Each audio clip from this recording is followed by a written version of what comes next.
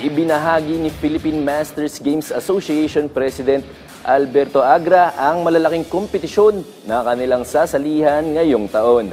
Para sa mga detalye, narito ang report ni teammate Paulo Salamatin.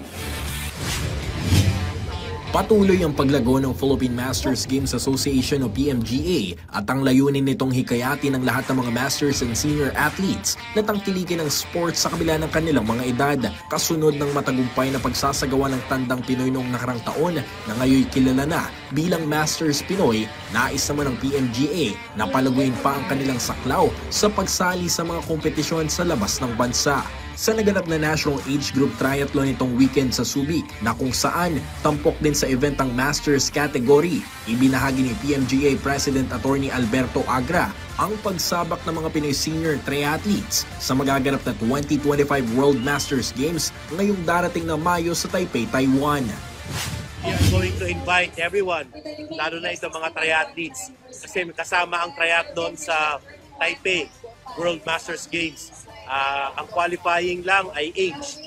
Kaya sana lahat ng lumahok dito at iba pang triathletes ay na off age, Masters and Seniors, ay sana sumali sa World Masters Games. And other events of track na merong Masters and Seniors category, we will be there to support. Bukod pa rito, ikinatuwa rin ni Agra ang unti-unting paglago ng kanilang grupo dahil sa mga nakahaing kompetisyon ngayong taon kumpara noong mga nakalipas na buwan. Marami nakaschedule this year, no?